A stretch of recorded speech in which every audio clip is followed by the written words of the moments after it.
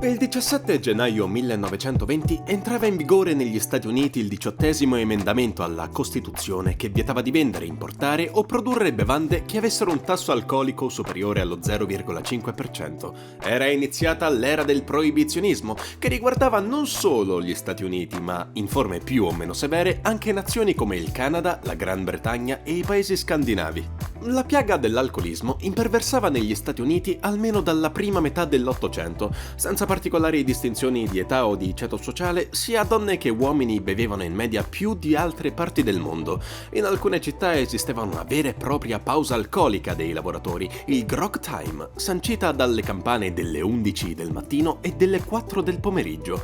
La drinking culture è un insieme di comportamenti sociali e di tradizioni che riguardano il consumo di bevande alcoliche per motivi ricreativi. L'esempio statunitense offre molte informazioni agli studiosi, anche rispetto a coloro che si opponevano al consumo di alcol, definiti i dry. Gli abolizionisti ottennero una prima sconfitta nel corso della guerra civile americana che portò alla diffusione degli alcolici tra i soldati. In seguito la compagine si organizzò in forme più strutturate. Nel 1869 venne fondato il partito proibizionista, Prohibition Party, e nel 1874 nacque l'Unione delle Donne Cristiane per la Temperanza, Women's Christian Temperance Union, WCTU. I proibizionisti avevano seguito soprattutto nelle aree agricole influenzate dalle chiese battista e metodista, e così diversi stati come Kansas, Vermont e Iowa divennero dry. Si stima che alcune di queste associazioni spesero decine di milioni di dollari per informare sui danni fisici e morali dell'alcol. Eppure nel 1890 la sola città di New York contava circa 7.500 saloon, mentre a livello nazionale le stime variano da 100.000 a 300.000 attività tra il 1870 e il 1900. Le grandi città rimanevano roccaforti e wet e il consumo pro capite di alcolici triplicò nella seconda metà dell'Ottocento. Le temperance unions erano di varia natura e si ispiravano alle virtù evangeliche. Create e gestite in genere da donne, divennero anche un elemento di promozione dei diritti politici femminili. Uno dei loro slogan era "The lips that touch a liqueur will never touch mine". Le labbra che toccano un alcolico non toccheranno mai le mie. Un modo alternativo e meno conosciuto di portare avanti la lotta femminista.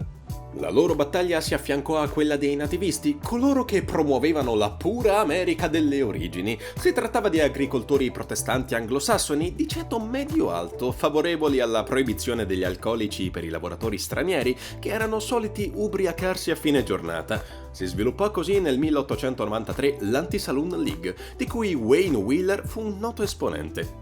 Il movimento nativista e proibizionista trovò poi una sponda nell'organizzazione razzista del Ku Klux Klan. Durante le primarie del maggio 1928 in Alabama, la Lega si unì ai Klansmen e ai membri della WCTU, condizionando la politica dello Stato. L'Anti-Saloon League era nata nell'Ohio a opera di Howard Hyde Russell e si era diffusa al sud e nel nord rurale, raccogliendo membri dalle congregazioni metodiste, battiste e congregazionaliste. In breve ottenne un successo nazionale e oscurò la WCTU e il Prohibition Party. Divenne un gruppo di pressione moderno, organizzato su un tema specifico e, al contrario dei suoi predecessori, impiegò metodi burocratici e tecnici appresi dal mondo degli affari per portare avanti la propria istanza. Ottenne così il supporto e il finanziamento di figure di spicco come John D. Rockefeller e Henry Ford.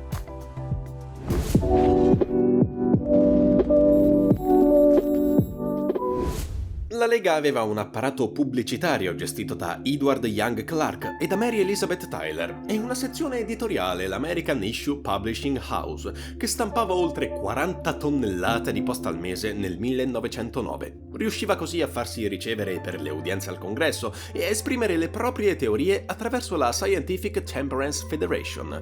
A livello locale faceva pressioni sulla polizia affinché ritirassero le licenze di quei locali che violavano gli orari di chiusura o che servivano donne e minori facendosi avanti come testimoni. La Lega non fece progressi significativi invece nelle grandi città e tra i cattolici, gli ebrei e i luterani tedeschi. In particolare, nel Maryland non riuscì ad adeguarsi alle condizioni locali che vedevano un'importante presenza di cittadini di origine germanica. Ad ogni modo, dalla guerra civile alla prima guerra mondiale, la situazione si era capovolta. L'esigenza di conservare i cereali per le forniture belliche portò il Congresso a vietare l'uso di prodotti alimentari per la distillazione. Vi era poi una motivazione patriottica, dato che molte birrerie e distillerie erano di proprietà di cittadini di origine tedesca. Fu così che nel 1916, ancora prima dell'ingresso degli Stati Uniti in guerra, 23 stati su 48 introdussero leggi che limitavano o impedivano la produzione e la vendita di alcolici. Il 18° emendamento alla Costituzione fu approvato dal Congresso nel 1918, venne ratificato l'anno successivo ed entrò in vigore il 17 gennaio del 1920, scavalcando il veto del presidente Thomas Woodrow Wilson. Esso prevedeva il divieto di vendere, importare e produrre bevande che avessero un tasso alcolico superiore allo 0,5%. Le uniche esenzioni riguardavano i distillati a uso medico nella quantità massima di una pinta ogni 10 giorni e l'alcol riservato alle congregazioni religiose. Nacquero così finte chiese e comparvero sacerdoti dai trascorsi quantomeno discutibili. Il provvedimento abolizionista, chiamato National Prohibition Act, ma meglio noto come Volstead Act, prendeva il nome dal senatore repubblicano Andrew John Volstead. Oltre alla politica, questi era stato avvocato e non a caso fu presidente della commissione giudiziaria della Camera dal 1919 al 1923. Nella stesura dell'emendamento collaborò con Wayne Wheeler della Anti-Saloon League. Al Congresso per diversi mandati venne sconfitto nel 1922, ma divenne consulente legale del capo del National Prohibition Enforcement Bureau. Come è naturale, il divieto scatenò il bootlegging, lo spaccio illegale di alcol. Nacque la pratica del rum running, la corsa clandestina per rifornirsi di alcolici ai Caraibi, allora sotto amministrazione britannica. Le istituzioni statunitensi protestarono con i corrispettivi britannici, ma il premier Winston Churchill liquidò il proibizionismo come un'affronta all'intera storia dell'umanità. Entro i confini nazionali si diffuse il bathtub gin, la produzione di distillati da una vasca da bagno o da un termosifone che poteva però portare a contaminazioni. Non era raro soffrire di cecità o di paralisi motoria. Nel 2010 la giornalista scientifica Deborah Bloom, nel suo libro The Poisoner's Handbook, vincitore di un premio Pulitzer, ha raccontato la storia di quei chimici che lavorarono per i contrabbandieri, ridistillando l'alcol industriale e rendendolo vendibile come liquore. Nel 1926, nel solo ospedale di Bellevue, Washington, vennero registrati 716 casi di avvelenamento da metanolo, 61 dei quali letali. Altri 700 morti giunsero alla fine del 1927. Secondo il medico legale Charles Norris, prima del proibizionismo i casi del genere si limitavano a una dozzina all'anno. Nel 1926 il governo introdusse nuove formule per rendere più difficile la ridistillazione, venne raddoppiato il contenuto di metanolo, quasi impossibile da separare completamente dall'etanolo con il quale ha caratteristiche simili. Più sicuro era l'impiego dei wine bricks, mattoni di mosto concentrato, commercializzato in maniera legale.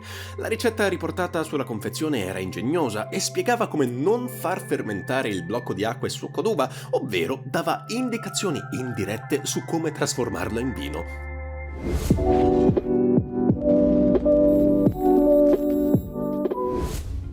Durante il proibizionismo proprio i viticoltori si arricchirono con rapidità e alcuni, come il celebre Cesare Mondavi, si trasferirono in Napa Valley. Il più grande giro d'affari era però quello della malavita, che si stima ammontasse per il solo traffico illegale di liquori a 3,6 miliardi di dollari. Il gangster Al Capone si arricchì durante questa fase di circa 60 milioni di dollari. Dal 1920 al 1932 la produzione di alcolici passò negli Stati Uniti da 190 a 290 milioni di litri e 7 anni dopo l'inizio della proibizione si contavano oltre 80.000 centri di produzione di alcolici rispetto alle 400 distillerie precedenti il 1920. Il proibizionismo fu il periodo della storia statunitense in cui si beve di più e lo sintetizza bene una battuta di Groucho Marx che diceva «Sono stato astemio fino al proibizionismo». La costituzione del tabù provocò una reazione ad esso. Crebbe inoltre il crimine organizzato e venne inaugurata l'era dei gangster. Nella sola Chicago degli anni 30 la polizia federale aveva individuato almeno 10.000 attività illecite, luoghi in cui in piena crisi economica andarono in fumo miliardi di dollari di tasse non pagate. Queste ingenti quantità di alcolici venivano consumate soprattutto negli speakeasy, i locali illeciti che caratterizzarono il decennio noto come i ruggenti anni venti. Il termine ha origini incerte, risale almeno al 1837, quando comparve in un articolo del quotidiano australiano Sydney Herald il riferimento a infidi negozi di grog. Un'espressione analoga è speak soft shop, registrato in un dizionario dello slang britannico del 1823 e indicante la casa del contrabbandiere. Espressione simile, ovvero speak easy shop, si ritrova in un libro di memorie della Marina britannica del 1844. Uno dei primi usi del termine negli Stati Uniti risale al 1889, quando comparve in un articolo del Pittsburgh Dispatch per indicare una parola usata nella città di McKeesport, Pennsylvania, che segnalava un saloon senza licenza. Speakeasy si riferisce alla pratica di parlare a bassa voce per non allertare la polizia e il vicinato. Secondo una tradizione americana, risalirebbe a una proprietaria di saloon, Kate Hester.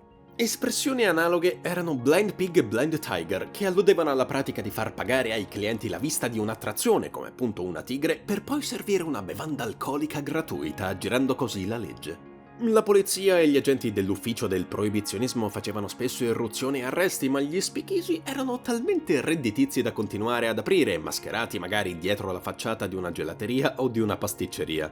Il liquore era spesso di scarsa qualità, il classico moonshine, realizzato in clandestinità al chiaro di luna. Per coprire il sapore non troppo gradevole si utilizzavano aromi e fu proprio in questo periodo che nacquero diversi cocktail. Altre volte il liquore era di buona qualità o era venduto come tale, con la posizione di un'etichetta fittizia. I prezzi potevano variare in media dai 4 ai 5 dollari a bottiglia. Al locale illecito si entrava in genere con una parola d'ordine, dopo essere stati vagliati attraverso uno spioncino. Uno dei più famosi locali dell'epoca era il Club 21 di New York, che impiegava un portiere per inviare un avviso al bar in pericolo, reso poi legale con l'azionamento di un meccanismo che nascondeva gli alcolici. Ma al principio gli speakeasy erano piccoli spazi spogli, ma con il tempo si diffusero il gioco d'azzardo e la musica dal vivo. Divennero così degli hub culturali, nonché luoghi di integrazione etnica in cui poter ascoltare swing, charleston e ballare lo shimmy. Crebbe anche la partecipazione femminile e molte donne si misero nel business, come Texas Guinan, un'ex attrice cinematografica e teatrale che aprì diversi locali come il 300 Club e l'Elfay. Nella sua concorrenza c'erano altre due donne, Helen Morgan e Belle Livingston. Ci furono poi altri storici speakeasy, tra questi l'Arizona Biltmore Hotel di Phoenix, venne inaugurato nel 1929. Era stato progettato dall'architetto Albert Chase MacArthur con la consulenza di Frank Lloyd Wright. Al secondo piano si trovava la Mystery Room, una sala a fumatori che mascherava uno speakeasy.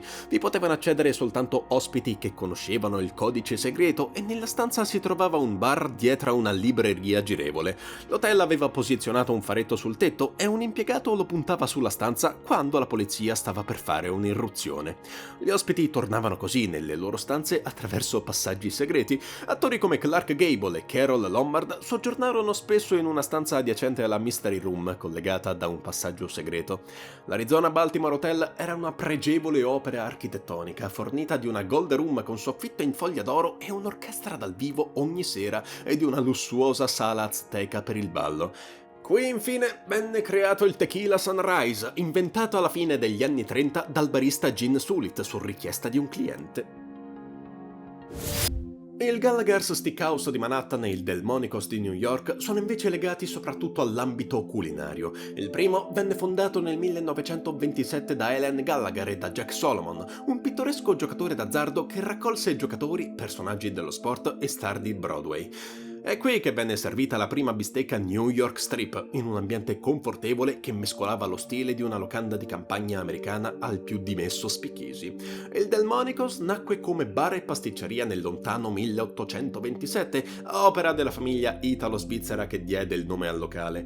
Nel 1926 le varie sedi del marchio divennero proprietà dell'immigrato italiano Oscar Tucci, inclusa la storica sede del 56 di Beaver Street a Manhattan. Nel tempo il marchio era diventato il simbolo della ristorazione raffinata americana, accogliendo personalità di spicco come Lana Turner, Marilyn Monroe, Elizabeth Taylor, John Fitzgerald Kennedy e molti altri. Oscar aveva organizzato uno speakeasy al piano inferiore del ristorante, ma creò anche sale da pranzo sontuose ai piani superiori che vennero poi utilizzati da grandi aziende quali Lehman Brothers o da università come Harvard. All'apice dell'era Tucci, Delmonicos serviva oltre 1000 pranzi al giorno, anche in stanze private che richiamavano con eleganza la storia italiana e mediterranea. Sotto il profilo culturale spiccavano invece il Crazy Cat Club e il Dill Pickle Club. Il primo era un caffè bohemian di Washington DC durante l'era del jazz, fondato nel 1917 dal ritrattista e scenografo Cleon Throckmorton. Il locale divenne uno speakeasy già nel 1917, quando il congresso impose il divieto agli alcolici nel distretto di Columbia con lo Shepard Bond Dry Act. Il provvedimento portò alla chiusura di 267 bar e di quasi 90 stabilimenti all'ingrosso. Oltre 2000 dipendenti vennero licenziati e il distretto perse quasi $500,000 all'anno in entrate fiscali. Il Crazy Cat Club divenne famoso per le sue esibizioni di musica hot jazz e in quanto punto di ritrovo per la comunità gay. Il nome si ispirava infatti all'omonimo personaggio androgeno di un fumetto popolare dell'epoca. Le autorità identificarono il luogo come un covo di vizi, al cui interno però si incontravano anche dipendenti del governo federale e membri del congresso. Situato nel quartiere latino in un'area urbana economicamente depressa, l'ingresso del Crazy Cat Club si trovava in un vicolo stretto poco appariscente e sulla porta vi era una raffigurazione del gatto nero colpito da un mattone. Entrati nel vicolo, i clienti attraversavano una stanza piena di legname, salivano una stretta sala a chiocciola e raggiungevano una stanza poco illuminata immersa nel fumo, nelle risate e nei rumori. Le pareti erano adornate da quadri impressionisti e futuristi perché vi si svolgevano mostre d'arte. Il fondatore Throckmorton era un artista che aveva studiato ingegneria e che frequentava i corsi di recitazione alla Howard University, un college storicamente nero. Era un pittore pre-raffaelita che amava circondarsi di bohemiane flapper, le ragazze anticonformiste che infrangevano i costumi tradizionali. La sua prima moglie, Catherine Cat Mullen, era una modella e disegnatrice nota come cantante e suonatrice di ukulele insieme ai Crandall Saturday Nighters. Per finire, a Chicago, Illinois, il Dill Pickle Club fu un popolare club bohemian, influente durante il cosiddetto Rinascimento di Chicago. Fondato da John Jack Jones, divenne un forum per liberi pensatori. L'uomo era stato un organizzatore dei Wobblies, gli Industrial Workers of the World, IWW, persone che si riunivano ogni settimana per discutere questioni lavorative. Nel 1915 Jones aprì una sede in un fienile, si associò al sindacalista irlandese Jim Larkin e all'anarchico Ben Reitman. Quest'ultimo promosse l'associazione sui giornali locali e, dato il successo di pubblico, Jones creò nel 1917 il Dill Pickle Artisans, un'organizzazione no profit che promuoveva le arti, l'artigianato, la scienza e la letteratura. Il club stampava poi il bollettino di Creative World e alcuni libri dei soci. Negli anni del proibizionismo, il Dill Pickle Club fu un polo culturale di primo piano che cominciò a declinare durante la Grande Depressione, quando ormai il locale era frequentato più dai gangster che dai bohemian. Inoltre gli affitti a Chicago cominciarono a lievitare e a seguito delle difficoltà fiscali del 1933 il club chiuse e il suo fondatore morì 7 anni dopo in miseria. L'ingresso del locale era poco visibile ed era segnalato da un cartello con scritto "Pericolo". Sulla porta c'era scritto "Passa in alto, abbassati e lascia fuori la tua dignità". Una volta entrati, un altro cartello diceva "Eleva la tua mente a un livello di pensiero più basso". La grande sala principale era arredata con sedie dai colori vivaci e banconi dove si vendevano bevande e panini. Altre stanze erano adibite al tè e alle mostre d'arte, per una capienza in piedi complessiva di 700 persone. I frequentatori erano scrittori del calibro di Upton Sinclair, Sherwood Anderson e Carl Sandburg, ma c'erano anche molte intellettuali come la sindacalista e oratrice Lucy Parsons e l'attivista Emma Goldman.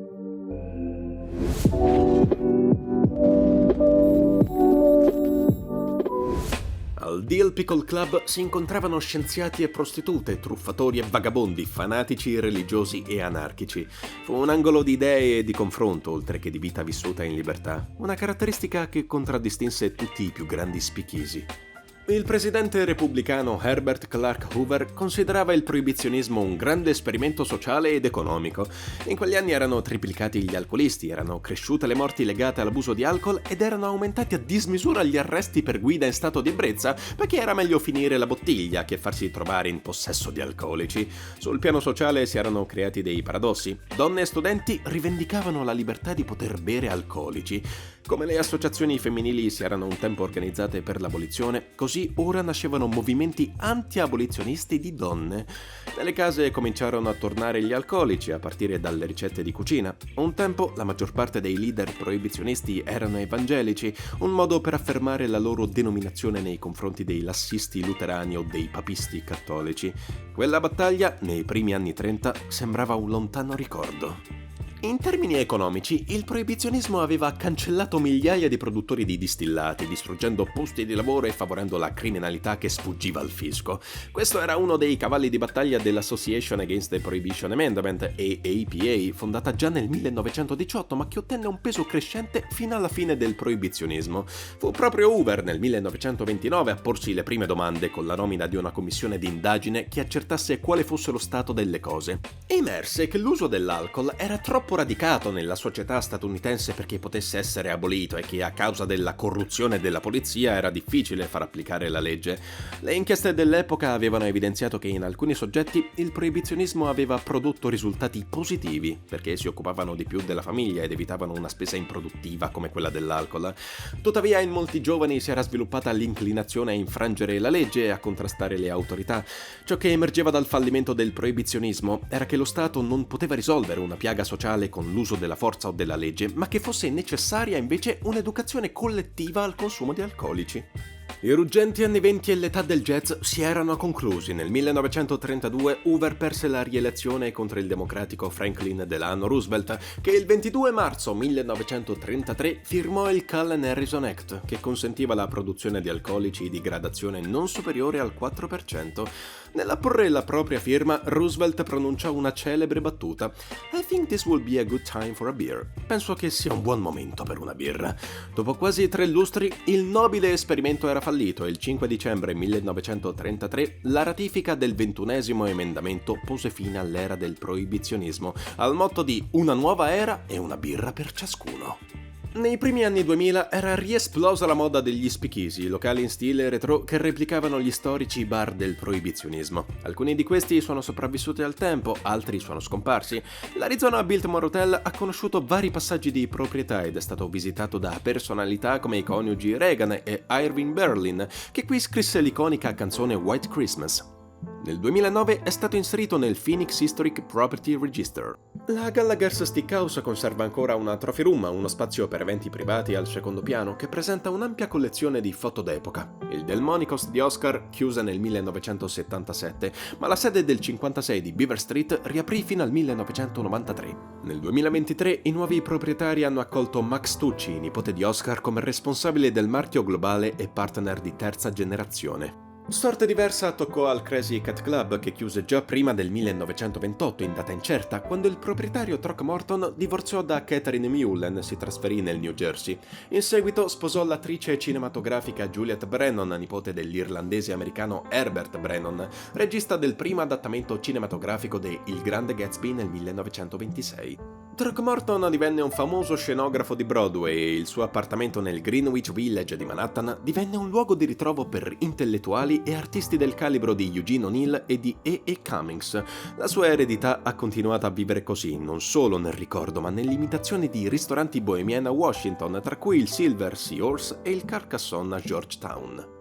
Proprio nel Greenwich Village si trovava inoltre lo storico pub e speakeasy Chambliss, luogo di ritrovo per molti membri della Lost Generation e della Beat Generation. Tra le sue mura passarono scrittori di rilievo come John Dos Passos e John Steinbeck. All'epoca del proibizionismo, il doppio ingresso e una fitta serie di passaggi segreti permettevano elaborati sotterfugi. Purtroppo questo locale storico, come altri del genere, sono stati chiusi durante la pandemia di Covid-19, proprio nel momento in cui il motivo degli speakeasy tornava popolare soprattutto nella città di New York. Che fine ha fatto invece l'Anti-Saloon League, principale portavoce delle istanze proibizioniste? Dal 1948 è stata denominata Temperance League, poi National Temperance League e American Council on Alcohol Problems, ACAP, fino al nome adottato nel 2016, l'American Council on Addiction and Alcohol Problems, ACAAP. In uno scenario mutato, con il grave problema della diffusione degli psicofarmaci e degli oppioidi come il fentanyl, l'organizzazione che ha sede a Birmingham, Alabama, prosegue la sua agenda neoproibizionista includendo anche le droghe. Discute queste tematiche sul suo periodico The American Issue in nome dell'astinenza e della temperanza. È forse all'orizzonte una nuova forma di proibizionismo?